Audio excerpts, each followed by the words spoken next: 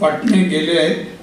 सन्माननीय अभिनव कुंभार, सन्माननीय अभिनव देशमुखजी, श्री राजेश गवांदे, श्री सुहेल काजी, प्रशांत पाटील, डॉक्टर दीपिका तांगडकर, आयोजक सन्माननीय अमोद गवळी, अनिता गवळी, त्यांची सर्व सहकारी, आयोजित सुशासनाचे प्रशासक कार्यक्रम हा आयोजित केलाय. त्यामध्ये जे उत्तीर्ण झाले UPSC परीक्षेमध्ये ज्यांचा सत्कार आहे ते सर्व मान्यवर, त्यांचे पालकवर्ग. त्यामध्ये मुलगा या सुरुवातीला अंध मुलगा श्री गौरव मालक आई आहे याचे मी मनोगत ऐकलेलं आहे. आणि उपस्थित बंधू भगिनींनो आणि मित्र, हा मनोरंजनाचा कार्यक्रम नाहीये. काही टाळ्या शिट्या कृपया सिरियस घेतलं पाहिजे, गांभीर्याने घेतलं पाहिजे.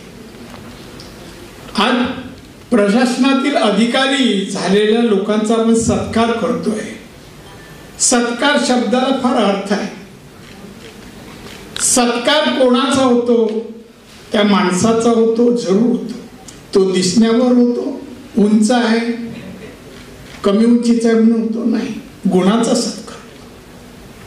आज या 21 जणांनी मान्यवरांनी परीक्षेला अतिशय मेहनत परिश्रम सर्व काही योगदान देऊन पास झाले. आणि ही ह्या 2 संघटना म्हणा संस्था त्यांचा गौरव किंवा सत्कार करतायत.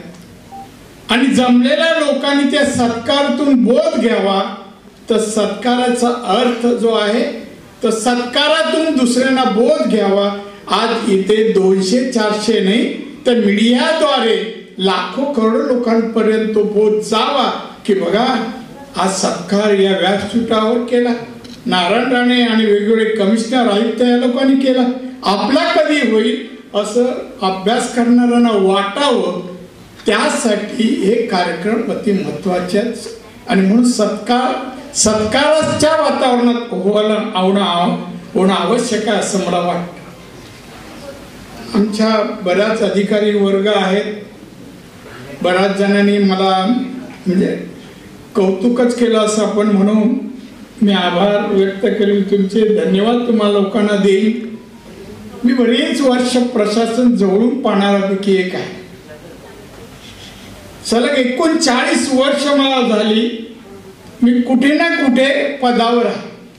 मुंबई कॉर्पोरेशनला सुरू केलं मी, BST केले मी चेअरमन म्हणून, आमदार झालो, आमदार नंतर मंत्री झालो, जवळजवळ 13-14 खात्याचा मंत्री झालो, मुख्यमंत्री झालो, परत आमदार, खासदार, केंद्रीय मंत्री आणि परत खासदार. 39 वर्ष झाली. मी अधिकारी पाहिला, अधिकारी अनुभवल्यापैकी मी एक आहे. पाहिला मी अनुभवला, शब्दांमध्ये फरक आहे. एक लक्षात ठेवा, आपण कोण होणार आहोत. भारत देश, लोकशाही, परमपूज्य बाबासाहेब आंबेडकरांनी लिहिलेले संविधान आणि त्या संविधानाने कायदे म्हटले त्याचं पालन अंमलबजावणी करणारे तुम्ही अधिकारी आहात. आम्ही ठराव पास किंवा आदेश देणार, प्रस्ताव देणार, त्याची अंमलबजावणी करणारे तुम्ही भविष्यातील मोदींच्या भाषेत सांगायचं तर अमृत काळातील अधिकारी आहेत. अमृत काळातील अधिकारी म्हणजे शिस्त आहे, डिसिप्लिन, पंक्च्युअलिटी, सिन्सिअरिटी हे 3 शब्द अति महत्वाचे तुमच्या जीवनात. एक टप्पा गाठला, आपण पास झालो, IAS झालो, IPS जे काय झालो म्हणजे सगळं काय मिळवलं असं नाहीये. मी एक दिवशी एका व्याख्यानालाच गेलो होतो.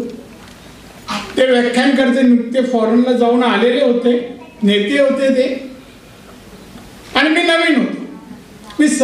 मी जाऊन नमस्कार केला आणि नमस्कार केल्यानंतर ते म्हणाले काय कसं आहे ठेवलं, तुम्ही दादा दिसत नाही, बाहेर होता का? हो म्हणे थोडा परदेशात काय टूर वर मी गेलो तर काही देश पाहून आलो. विचारलं, दादा कसे आहे अमेरिका लंडन, तोपर्यंत मी पाहिले नव्हते. माझ्या खांद्यावर हात ठेवला, मला राणे अरे एवढ्याशा प्रवासामध्ये माझ्या मी तुला जग कसं सांगू, एक गोष्ट लक्षात ठेव, संपूर्ण आयुष्य जरी आपण अभ्यास केला तरी जगातलं ज्ञान आपण आत्मसात नाही करू शकत.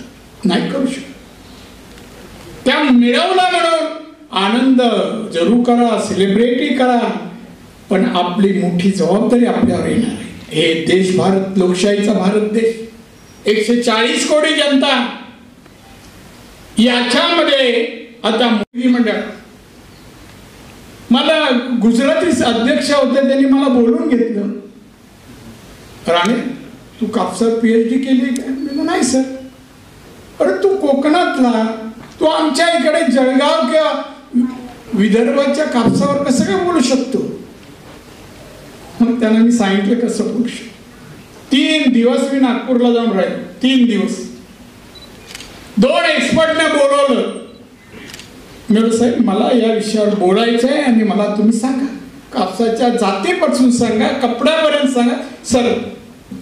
आणि ऐकून घेतलं आणि मग दुसऱ्या दिवशी सभागृहात बोल. हे बघ तुम्ही, तुमचं अभिनंदन मी करतोय आणि त्याचबरोबर तुम्हाला शुभेच्छाही देतोय. कर्तृत्ववान अधिकारी माझ्या देशाला हवे आहे, माझ्या देशाला हवे आहे. अमृत काळामध्ये भारत 2047ला विकसित देश म्हणून अंमलबजावणी करणार आहे. मी आत्ताच आलो, मंत्री आत्ता होतो, या वेळेला नाहीये. पंतप्रधान विश्वकर्मा एक योजना जाहीर केली, आपल्याला सगळ्यांनी महत्वाकांक्षी योजना. मी शेवटच्या मीटिंग मध्ये अधिकाऱ्यांना सांगितलं हा टेंडर मंजूर करा.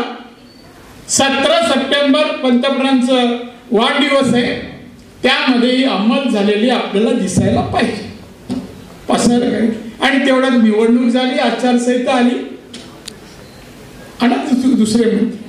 मी माहिती की आता 17 सप्टेंबर येत झाली का, एका अधिकाऱ्याने ती रिटेंडर केली.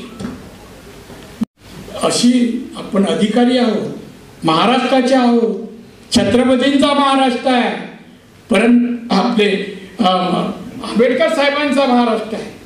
मग त्याचे अधिकारी आम्ही कसे कर्तव्यदक्ष असतो. राजकारणात माणूस आला का पहिला छत्रपती शिवाजी महाराज की जय, रथ किती आहे, ताकद किती आहे, मुद्दा गम, पण घोषणा तरी देतो ना. तसं तुम्हाला वागायला पाहिजे, चालायला पाहिजे. लोकांनी गावामध्ये, शहरामध्ये जिथे राहता वाटलं पाहिजे बघा काय फरक पडला. माणसं बदलू शकतात स्वतःला. माझा बदल फक्त वाचनाने आहे, मला तसं मार्ग बाळासाहेब नंतर, पण माझ्यामध्ये फरक परिवर्तन आहे ना फक्त वाचनाने. वि स खांडेकरांच्या एका लेखाने माणसाला जर काही बनायचं असेल, त्याची महत्वाकांक्षा असेल आणि त्याला आपली प्रगती आणि यश मिळवायचं असेल, त्याचे स्वभाव गुण असे असले पाहिजे आणि अमुक गुण असले तुम्ही काय होणार नाही. मी बोललो आपण सेकंड कॅटेगरी मध्ये आहे, आपण शक्य नाही आहे. पण मी त्यानंतर समजलं नाही, त्यांनी सांगितलं हे करायचं नाही. लोकप्रतिनिधींना मोकळ्या रस्त्यावर कुठे चहाला, कुठे गप्पा मारत नाही राहायचं. लोकप्रतिनिधी लोकांना हवा असा वाटायला पाहिजे, तसं काम कार्य वागणूक करायला पाहिजे. हे आमच्या लोकप्रतिनिधींसाठी आहे. आणि तुम्ही अधिकारी, कर्तव्य दक्ष अधिकारी माझा, मी तुमचं एक काम म्हणजे बढ़िया आप लोग की तरफ से हुआ और युवा उत्थान फाउंडेशन की तरफ से कैसा कार्यक्रम रहा और क्या लगता है इस तरह कार्यक्रम से कितना मदद मिलती है युवाओं को, या छात्र है या जो कुछ बनना चाहते हैं, UPSC की तैयारी करना चाहते हैं या बाकी छात्रों को क्या कहना चाहेंगे? सबसे पहले आपका नाम, उसके बाद आप बताइए। सर बिल्कुल, युवा उत्थान फाउंडेशन के माध्यम से 2017 से लास्ट 8 साल से हम UPSC केंद्रीय लोक सेवा आयोग नागरिक सेवा में जो उम्मीदवार हर साल पास होते हैं महाराष्ट्र से और इंडिया से, उनका सत्कार का प्रोग्राम हम हर साल रखते हैं। इससे कई सारे बच्चे जो देहातों से, ग्रामीण इलाकों से आते हैं या शहर से भी आते हैं, उनकी एक स्ट्रगल, उनकी अपनी एक स्टोरी होती है, तो वो स्टोरी हम समाज के सामने लाना चाहते हैं। और उनका मार्गदर्शन हो, उनकी सफलता का राज है उनका हार्डवर्क, उनका पैशन। जैसे आपने सुना कई सारे बच्चे हैं जो नासिक से आए थे, अहमदनगर से आए थे, अमरावती, नागपुर से आए थे, तो उन लोगों को समाज के सामने उनका आदर्श खड़ा करना, समाज के सामने उनको लेके जाना और उनके लिए काम करना, ये युवा उत्थान फाउंडेशन का उद्देश्य है। इसलिए हम उनको स्कॉलरशिप देना, उनको फैसिलिटी उपलब्ध करके देना, उनको किताबें देना, उनको पैसे देना, इस प्रकार की मदद हम करते हैं। हमें बहुत अच्छा लगा, आप कई सारे मीडिया कर्मी इस प्रोग्राम को आए हैं, तो हम आपका भी शुक्रगुजार करते हैं, आपको भी धन्यवाद देते हैं। और जैसे आपने सुना, पूर्व केंद्रीय मंत्री नारायण राणे जी इस प्रोग्राम को आए थे, कई सारे सीनियर ब्यूरोक्रेट्स, नौकरशाह के कई लोग आए थे, आयकर आयुक्त कुंभार सर हो या अभिनव देशमुख सर हो, यहाँ के एडिशनल सीपी हो या कस्टम्स के ऑफिसर्स हो, कई सारे लोग आए थे। हम उनसे समाज में यही एक उद्देश्य लेकर जा रहे हैं कि हमारा समाज और हमारा जो तरुण है वो ज़्यादा से ज़्यादा स्पर्धा परीक्षा में आए और देश को विकसित भारत करने में अहम भूमिका निभाए।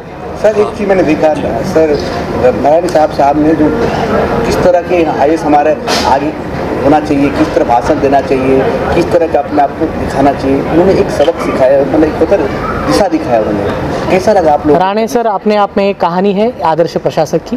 राणे सर ने हर एक पोस्ट पे काम किया है, जैसा आप जानते हो वो बॉम्बे महानगर पालिका में पार्षद थे, बाद में विधायक बने, बाद में मंत्री बने, मुख्यमंत्री थे, विरोधी दल के नेता थे, MP थे, मंत्री थे और केंद्र में भी मंत्री बने थे। तो इनके थ्रू हम यही मैसेज लेना चाहते हैं कि अगर आपके ऊपर विश्वास हो, आप बदलाव करना चाहते हो, तो एजुकेशन के थ्रू ही बदलाव होगा, शिक्षण से ही एम्पावरमेंट होगा।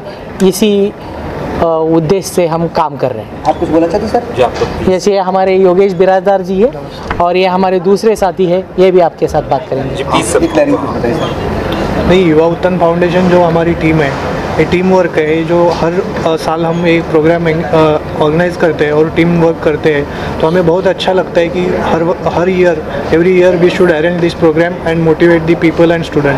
धन्यवाद। टेक ऑन दिस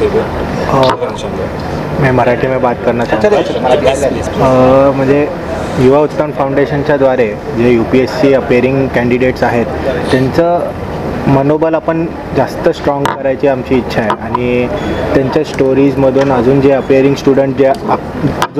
स्टुडंट्स आहेत त्यांच्या स्टोरीजमधून मोटिवेशन मिळून त्यांना एक फॅसिलिटी आपण उपलब्ध करून देतो।